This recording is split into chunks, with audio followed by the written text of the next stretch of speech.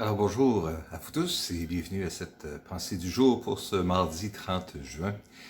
Ben oui, 30 juin, dernier jour du mois de juin. Demain déjà, on sera le 1er juillet. Ce sera le début de la deuxième partie de l'année 2020. Enfin, peut-être diront quelques-uns si l'année 2020, avec toutes ses surprises et ses désagréments, peut finir par finir. Ça sera peut-être bien une bonne chose.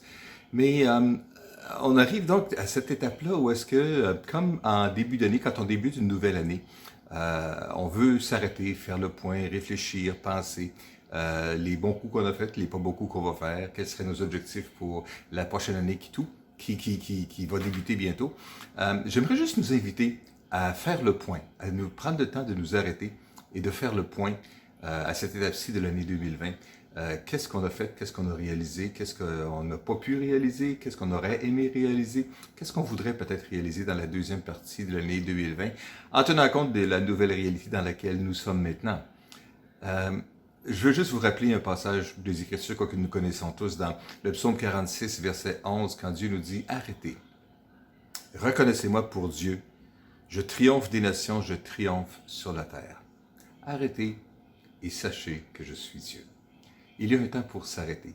Je sais, c'est les vacances qui vont commencer. Je sais qu'on va partir avec les enfants, avec la famille. Il y a plein d'activités à faire et c'est tant mieux de pouvoir profiter de ces moments ensemble, de ces moments en famille et d'être capable d'avoir tout plein d'activités qui vont être restaurantes pour tous les membres de la famille. Mais dans le milieu de toutes les activités, lorsque les enfants seront sous la garde d'une personne responsable et qui seront en sécurité, peut-être voulez-vous prendre un moment pour vous arrêter, vous mettre à part et réfléchir.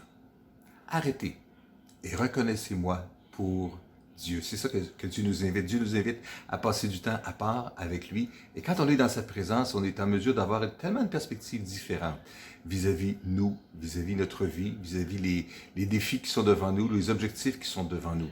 On peut voir tellement mieux les choses à la perspective du royaume de Dieu lorsqu'on s'arrête. Lorsqu'on s'arrête. Le psaume 37 nous dit au verset 7, « Demeure en silence devant l'Éternel. Attends-toi à lui. » Juste demeure en silence. Arrête. Calme. Laisse ton âme se reposer. Laisse les énervements, les excitations et la liste des 30 000 choses à faire et à accomplir qui a besoin d'être faites circuler dans ta tête. Juste demeure en silence devant l'Éternel.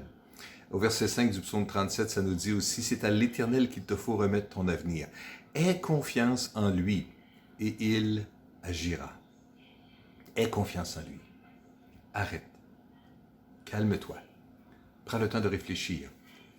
C'est une invitation, je pense, que Dieu nous donne. Dieu nous invite à nous arrêter.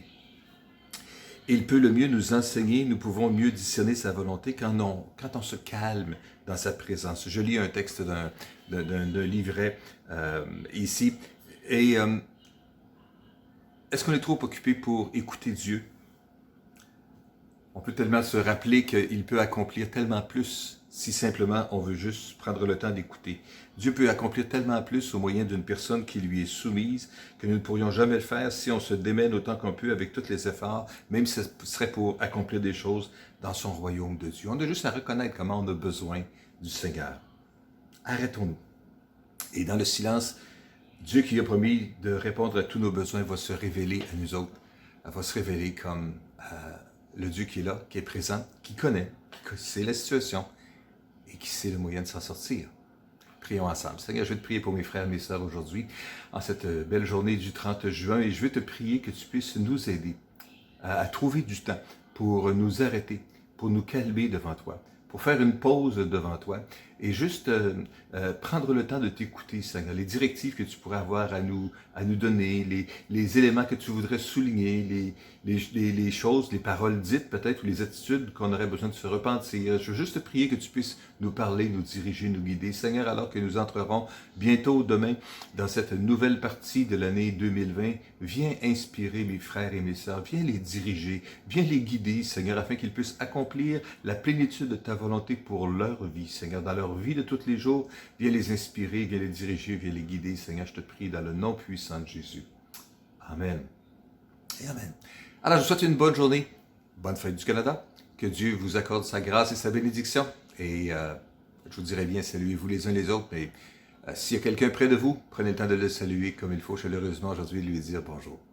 Que Dieu vous accorde sa grâce. Prenons le temps de nous arrêter et réfléchir.